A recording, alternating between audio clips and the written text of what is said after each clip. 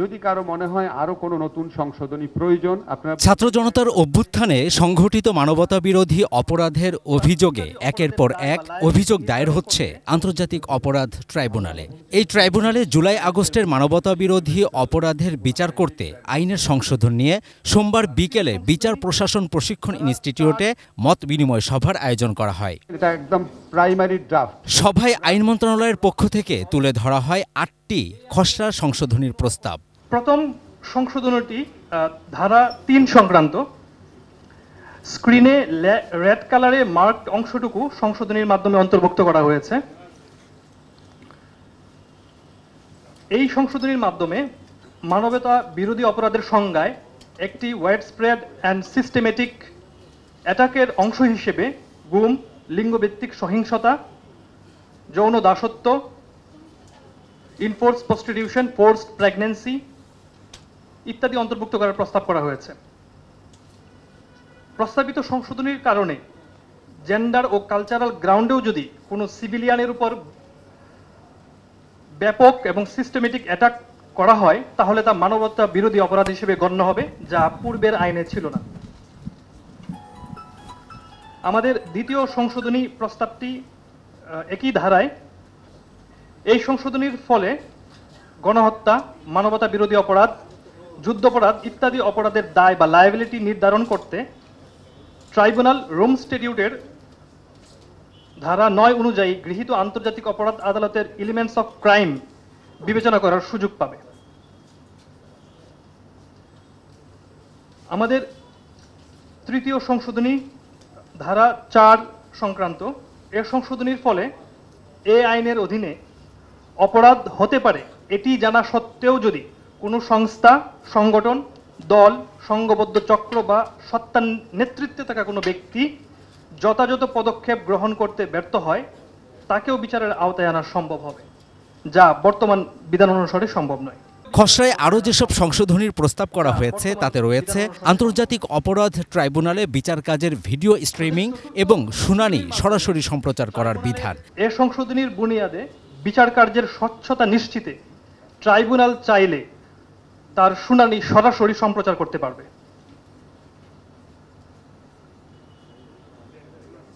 আমাদের পঞ্চম সংশোধনীটি স্ক্রিনে আমরা দেখতে পাচ্ছি। এই সংশোধনীর প্রস্তাব বাস্তবায়িত হলে অভিযুক্ত চাইলে তার পক্ষে বিদেশি আইনজীবী নিয়োগ করতে পারবে।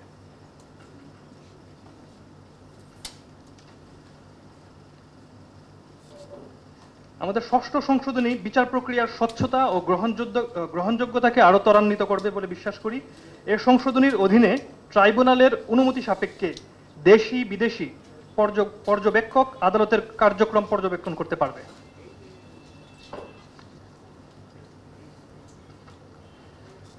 সপ্তম সংশোধনীর মাধ্যমে প্রায় সকল রকম ডিজিটাল সাক্ষ্যকে এবং ডিজিটাল পদ্ধতিতে সাক্ষ্য গ্রহণ প্রক্রিয়াকে অন্তর্ভুক্ত করা হয়েছে। আমরা স্ক্রিনে দেখতে পাচ্ছি টেকনোলজি বেসড প্রসিডিউর অন্তর্ভুক্ত করা হয়েছে এবং সব রকমের ডাটা, ইনফরমেশন, সিসিটিভি ফুটেজ সব কিছুকে সাক্ষ্যে ডিজিটাল সাক্ষ্যে অন্তর্ভুক্ত করা হয়েছে। আমাদের সর্বশেষ সংশোধনী প্রস্তাবটি রাজনৈতিক দল নিষিদ্ধ সংক্রান্ত। এই সংশোধনীর মাধ্যমে কোনো রাজনৈতিক দল যদি এই আইনের অধীনে কোনো অপরাধ করে তাহলে সে দলকে 10 বছর পর্যন্ত নিষিদ্ধ করার বিধান আমরা প্রস্তাব করছি। পরে উন্মুক্ত আলোচনায় অংশ নিয়ে বেশিরভাগ আলোচক প্রস্তাবিত সংশোধনীগুলোকে স্বাগত জানান। তবে রাজনৈতিক দল নিষিদ্ধ এবং দলকে কিভাবে বিচারের আওতায় আনা হবে এ নিয়ে প্রশ্ন তোলেন কেউ কেউ। অন্য বিষয়টা ভাবতে হবে যে যারা অভিযুক্ত হবে তারাও যাতে ন্যায় বিচার পাবে, এবং সেই প্রেক্ষিতে আমার মনে হচ্ছে আপনারা যে একটা ওপেন জাস্টিসের ব্যবস্থা রাখার চেষ্টা করেছেন এই সংশোধনীর মাধ্যমে, সেটা অন্য সকলের মতে আমি সাধুবাদ সেটাকে জানাচ্ছি। এখানে ইন্টারন্যাশনাল কাউন্সিলের ব্যবস্থা রেখেছেন ডিফেন্সের জন্য। আমার মনে হয় প্রসিকিউশনের যদি চায় তাদেরও কিন্তু নেওয়ার সুযোগ থাকা উচিত এবং এটা স্পেসিফাই করা উচিত। ইকুয়ালিটি অফ আর্মস সেখানেও আসবে। এবং এখানে একটা পয়েন্ট যেটা যারা আগে ডিফেন্স কাউন্সিল হিসেবে কাজ করেছেন তারা অনেক ভালো জানেন, যেখানে যেহেতু ইন্টারন্যাশনাল ক্রাইমস বলা হচ্ছে, and they are international crimes, যেগুলো একটা জাতীয় ট্রাইব্যুনাল যেগুলো যেগুলো অ্যাডজুডিকেট করবে, সেখানে ইন্টারন্যাশনাল লর আসলে অ্যাপ্লিকেশন আসবে। সো এটা খুবই স্বাভাবিক যে আমরা যাতে বাংলাদেশে প্র্যাকটিস করি, আমরা নর্মালি ইন্টারন্যাশনাল অ্যাপ্লাই করি না প্রতিদিন, ইটস নট পসিবল। সো আমাদের ওই ধরনের এক্সপার্টিস লাগবে, আমি প্রপোজ করবো সেটা আপনারা যাতে ব্যবস্থা রাখেন। কেউ এখন পর্যন্ত বিচারপতিদের কথা বলেনি। আমার মনে হয় এই প্রস্তাবটা একটু রাখতে চাই যে এখানে বিদেশি আন্তর্জাতিক কোনো বিচারপতি এখানে রাখার সুযোগ থাকা উচিত। এই কারণেই বলি যে আমরা এই রুমে যারা আছি সবাই কিন্তু আমাদের একই ভিউ, আই থিঙ্ক, যে ভিকটিমদের জাস্টিস পেতেই হবে। আমরা জানি কি অন্যায় হয়েছে, আমরা ওটার সাথে সম্পৃক্ত ছিলাম আন্দোলনে, অথবা সবাই প্রত্যক্ষদর্শী ছিলাম। সো আমাদের মধ্যেও আনবায়াসড কাউকে পাওয়া প্রায় অসম্ভব, বলবো না অসম্ভবই। সেই পরিস্থিতির মধ্যে যখন আমরা আছি, then we need to have an international জাজ। এছাড়া বাকি পৃথিবী তো বিশ্বাসই করবে না যেখানে ফেয়ার জাস্টিস হচ্ছে, কিন্তু বাকি পৃথিবী বাদ দেন, বাংলাদেশের ভেতরে অনেকে আছে যারা বিশ্বাস করবে না। সো আই থিঙ্ক আমরা যদি চাই যে সেই বিশ্বাসটা, সেই আস্থাটা আসুক, তাহলে রিস্কটা নেন, একজন আন্তর্জাতিক জাজ একজন অন্তত বসান। Let us have a sense, সে ডিসেন্ট যদি করে যায় যাবে, বাট তার সুযোগও থাকবে সবার সাথে সম্মতি দিয়ে একটা রায় দেওয়া। I think we should fight for this, we should have this, because এর আগে যারা ডিফেন্সে ছিলেন they had asked for this things. এখন প্রসিকিউশন এই সেটা না চাওয়া ঠিক হবে না, এটা মানাবে না কাউকে। Just due to, I think, as I said, everything is positive apart from one point. এখানে এই যে পলিটিক্যাল অর্গানাইজেশন ব্যান করা, আই থিঙ্ক ইত্যাদি ভাই পরিষ্কার করেছেন যে কেন এটা লজিক্যাল না। এটা আরেকটা কারণে লজিক্যাল না, আমরা লেটেস্ট ইন্টারন্যাশনাল ল ফলো করার চেষ্টা করছি, রাইট? পলিটিক্যাল পার্টি ব্যানিং হয়েছে কবে? লেটেস্ট কোন ইন্টারন্যাশনাল লতে আপনি পাবেন না, এটা খুঁজে পাবেন সেই নিউরেমবার্গের আমলে। আমরা এখন 2024-এ এসে আশা করি নিউরেমবার্গ আর অ্যাপ্লাই করতে যাব না, ইট ইস কমপ্লিটলি আউটডেটেড, আনএক্সেপ্টেবল ইন্টারন্যাশনালি। এখন আমরা করতে গেলে এখানে শুধু কয়েকজন তৃপ্তি পাবে, পার্টিকুলারলি যারা রাজনীতি করে, অন্য রাজনীতি করে। That is not the reason to put that into this ICT আইন। এটা করার অন্য জায়গা আছে, পলিটিক্যাল মাঠে সেগুলো ফাইট করবেন, সেগুলো লয়ের মধ্যে নিয়ে আসা উচিত না। আর্টিকেল 47 এই নিয়ে বলা হয়েছে, I agree with the points যেগুলো ফাইসল করেছেন। আরেকটা পয়েন্ট, আই থিঙ্ক মৃত্যুদণ্ড নিয়ে আপনি বলছিলেন যে এটা অনেক বড় একটা পলিসি ইস্যু, কিন্তু অনেক বড় পলিসি ইস্যু আপনি অলরেডি নিয়ে ফেলেছেন। এনফোর্সমেন্ট ডিসঅ্যাপিয়ারেন্সেস কনভেনশন যখন রাটিফাই করলেন, ওটা একটা হিউজ পলিসি ডিসিশন, নিয়ে ফেলেছেন, রাটিফাই করে ফেলেছেন। সো আই থিঙ্ক এই সেকেন্ড অপশন প্রোটোকল রাটিফাই করা ইম্পসিবল না। আর মৃত্যুদণ্ড নিয়ে, হ্যাঁ, আমাদের দেশে সেন্টিমেন্ট আছে, এটা আমার মনে আছে। আগে যখন ট্রাইব্যুনালে বিচার হচ্ছিল তখন আমরা অনেকে মৃত্যুদণ্ডের বিরুদ্ধে ওই সময়ই বলেছি, কিন্তু আমাদেরকে অনেক ভিকটিমরা বলেছেন যে তোমরা এখন কেন আওয়াজ তুলছো, এত বছর তোমরা মৃত্যুদণ্ড নিয়ে তেমন কোনো বিশাল কোনো আন্দোলন গড়ে তুলেনি, এখন যখন গণহত্যার শিকার যারা তারা যখন আসছেন ফাইনালি, এখন তোমরা হঠাৎ করে মৃত্যুদণ্ড নিয়ে সারা পৃথিবী তোমরা ব্যস্ত হয়ে পড়ছো, আমরা তোমাদের কথা শুনতে চাই না। এখন কিন্তু একই ধরনের সেন্টিমেন্ট, অন্য victims but same sentiment. So I think যখন আপনারা আইন তৈরি করবেন, সেন্টিমেন্টের কাছে কিন্তু কাবু হওয়া যাবে না। এই ক্রিটিকগুলো কিন্তু আছে ইভেন আগের আইসিটির জাজমেন্ট, রাইট? জাস্টিস সিনহার একটা রায় আপনাদের সকলে মনে আছে, যেখানে উনি বলেছেন যে এই রায়টা হচ্ছে আমাদের জনগণের সেন্টিমেন্টের প্রতিফলন। You can't do that. আইনটা একটা অন্য জায়গায়, সেন্টিমেন্টের জায়গা আছে আর আইনের জায়গা, this are separate. So I think separate রাখা উচিত। আর লাস্ট পয়েন্ট হচ্ছে, I think rules of procedure আমাদের আরেকটু ভালোভাবে দেখা উচিত, ওটা নিশ্চয়ই পরবর্তীতে আপনারা আরও আলোচনা করবেন। My first point is that I don't see what rationale there could be for why the accused in these courts should not get any less rights than a person accused under ordinary criminal law in the country. One should start from that principle. So changes must be made to ensure that full rights are provided to the accused. And so whilst many of these changes are very positive, I would say then they're a bit limited. Secondly, I would say that since these crimes are of an international nature, there's good reason to improve on ordinary Bangladesh standards in some respects and follow some international standards. Thirdly, in consideration of what changes that could be made, one, the government should consider, first of all, what was the practice of the court earlier. I don't understand why technical rules of evidence should not be allowed in this trial. The rules of evidence should be the same as in any other trial in Bangladesh. Or if you don't want to follow ordinary law of Bangladesh, then you should follow the rules of evidence used at the ICC. We are in a situation, as everybody knows, where what happened was seen by many, many people and was videoed by many, many people. We are in an evidence-rich environment. There's not a problem about the level of evidence in many cases. So you don't need to limit the threshold for what evidence should be allowed. And then as to the ban on political parties, to me this looks like a sentence simply created to punish the Awami League, I mean, to put it bluntly. It may be popular with other political parties, and there may be a more reason for that, but I think there would be a big mistake for democracy in this country in the future, and it will also not be looked at very positively internationally. যারা আমাদের নির্বাচনী ব্যবস্থাকে ধ্বংস করে দিয়েছে, আমাদের নির্বাচনকে নির্বাসনে পাঠিয়ে দিয়েছে।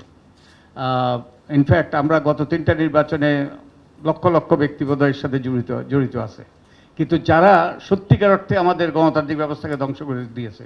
গণতন্ত্র হলো আমাদের সংবিধানের মৌলিক কাঠামোর একটি গুরুত্বপূর্ণ একটি, এবং যারা ওই যে এই কথা বলেছে যে নির্বাচন করাই তাদের দায়িত্ব, যেন একটা পোস্ট অফিস, কিন্তু এর মাধ্যমে যে আমাদের গণতান্ত্রিক ব্যবস্থা যে আমাদের শক্তিশালী হচ্ছে না, কার্যকর হচ্ছে না, এবং তারা ওই যে ওই উদ্দেশ্য প্রণোদিত হয়ে এই সকল বক্তব্য দিয়েছে, যারা আমাদের গণতান্ত্রিক ব্যবস্থাকে, আমাদের সংবিধানের মৌলিক কাঠামোকে ধ্বংস করেছে। এবং এটা যদি না হইতো তাহলে কিন্তু এই গত কয়েক মাসের ঘটনাগুলি ঘটতো না। তো আমি মনে করি এই নির্বাচনী অপরাধ, যারা গুরুতর নির্বাচনী অপরাধ করেছে, আমাদের গণতান্ত্রিক ব্যবস্থাকে ধ্বংস করেছে, আমাদের সংবিধান লঙ্ঘন করেছে, তাদের বিরুদ্ধে এই আইন প্রয়োগ হওয়া দরকার। ব্লাস্ট ভার্সাস স্টেট একটা মামলা আছে 54 এবং 167, এটা নিয়ে অ্যাপেলেট ডিভিশনের জাজমেন্ট আছে। তারপর গত গভর্নমেন্ট রিভিউতে গেছে, এবং রিভিউতে গিয়ে এটা লিভের জন্য আছে। তো এই ধরনের খামাখা যাওয়ার তো কোনো প্রশ্ন নাই। যে আইনগুলো গণবিরোধী সেই আইনগুলো ওইখান থেকে সরিয়ে দেন। যে নির্দেশনাগুলো অ্যাপেলেট ডিভিশনের ছিল, অ্যাপেক্স কোর্টের ছিল, সেটা যাতে ইমপ্লাইড হয় সেই ব্যবস্থাটা করলে পরে কিন্তু এগুলো সবই হয়। তা নাহলে কিন্তু এটা সবগুলো এই যে খাটাখাটনি আপনারা করেছেন এর জন্য অনেক ধন্যবাদ, কিন্তু এটা ব্যর্থতায় পর্যবসিত হবে। অ্যামেন্ডমেন্টগুলো আমার কাছে মনে হচ্ছে যে আসামিদের ইন্টারেস্ট এবং রাইট প্রোটেক্ট করার জন্য বেশি ফোকাস করা হয়েছে। সেখানে ভিকটিমদেরকে, যেমন স্যার হোসেন যেটা বললেন, যে প্রসিকিউশনেও যদি ইন্টারন্যাশনাল লয়ার আনতে পারবে সেই বিধানটা থাকা দরকার। আমি প্রসিকিউশনের পাশাপাশি অনেক সময় আমরা দেখি আমাদের অভিজ্ঞতা, প্রসিকিউশন টিম গেন্ড ওভার হয়ে যায়। সেই ক্ষেত্রে ভিকটিমের পরিবারের পক্ষ থেকে যদি লয়ার নিয়োগ করার সুযোগ রাখা হয়, I think justice will be ensured to the victims families. Fundamental এই আইনে একটা বেসিক জায়গা আছে। আমি যদি ডিফেন্স লয়ার থাকতাম, আমি সে জায়গাটা মানে সিরিয়াসলি প্রশ্ন করতাম এন্টায়ার প্রসিকিউশন নিয়ে। সেকশন 23-তে আপনারা বলছেন the provisions of the criminal procedure act 1898 and the Evidence Act 1872 shall not apply in any proceedings under this act. Fine, আপনি এটা করতেই পারেন। এখন যদি সেকশন 7-এ ফিরে যান, 8-এ ফিরে যান, 8-এর 1-এ the government may establish an agency for the purpose of investigation আসলো। আপনাদের কারো মতামতের ব্যাপারেই আমি কোনো কমেন্ট করব না, সেটা আমার জন্য ঠিক হবে না। আমি চাই যে সকলের মতামতের ভিত্তিতে এই আইনটাকে এমনভাবে সংশোধিত করা হোক, অথবা এমন একটা ব্যবস্থা করা হোক যার মাধ্যমে ভিকটিম এবং যারা আসামি হবেন দুই পক্ষই যাতে মনে করেন যে এখানে একটা জাস্টিস হয়েছে, ন্যায় বিচার হয়েছে। আমাদেরকে যেমন এনশিওর করতে হবে যে ক্রাইম নিড ফর জাস্টিস, যেই সমস্ত ফ্যামিলি প্রতিনিয়ত এখনও মারা যাচ্ছে, প্রতি হসপিটালে এখনও আমরা দেখছি তাদের আহতদের কাতরানি, সেগুলো যেমন আছে। অন্যদিকে এইটার বিচার করতে গিয়ে আমরা যাতে একজন আসামির প্রতিও সামান্যতম ইনজাস্টিস, আমাদের আইনের ভিত্তিতে কোনো ইনজাস্টিস যাতে না হয়, সেই ব্যাপারটা এনশিওর করার জন্য আমরা প্রতিশ্রুতিবদ্ধ থাকব। আমি জানি যে আমার প্রতি ন্যাশনালি এবং ইন্টারন্যাশনালি আপনারা সবাই স্ক্যান করতে থাকবেন, ফোকাল পয়েন্ট আমার উপরে থাকবে। তবে আশা করব যে আপনাদের সবার সমর্থন যদি থাকে, আমাদের ইন্টেনশন হচ্ছে জাস্টিস এনশিওর করা, সেটা এনশিওর করার ব্যাপারে আমরা আপনাদের সকলের সহযোগিতা চাইব। স্ক্যানিং করতে গেলে স্ক্যানারের কিছু রেডিয়েশন থাকে, অনেক সময় সেটা চামড়া পুড়িয়ে দেয়। আমি আশা করব আপনারা চামড়া পুড়াবেন না, স্ক্যানারের মাধ্যমে আমাদেরকে স্ক্যান করে সত্যিকার অর্থে যে জিনিসটা ডিজিজ এখানে আছে সেটা যাতে আইডেন্টিফাই করতে পারি, সেই ব্যাপারে আপনারা আমাদেরকে সাহায্য করুন। জাতীয় প্রত্যাশা একটা জাস্টিস করা, শুধু প্রতিশোধ নেওয়া নয়।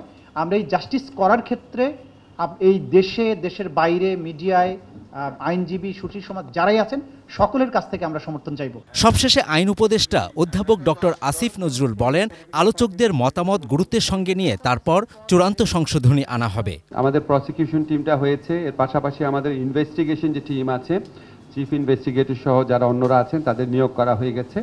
এখন আমাদের জন্য খুব গুরুত্বপূর্ণ চ্যালেঞ্জ হচ্ছে এটা আপনার কোর্টটা কনস্টিটিউট করা, রিকনস্টিটিউট করা, কারণ এখানে এখন নাই কোনো বিচারক, এবং এটা আমাদের পরবর্তী লক্ষ্য। বাট একই সাথে সাথে আমরা যে আইনগত সংস্কার আছে এই সংস্কারে আলোচনা এখানে থেমে থাকবে না। আমরা আপনাদের এখানে যারা এক্সপার্ট আছে আমরা মোটামুটি জানি এই বিষয়ে কাদের এক্সপার্টিজ আছে, সবার কাছে আমরা পাঠাবো, সবার মতামত নিব।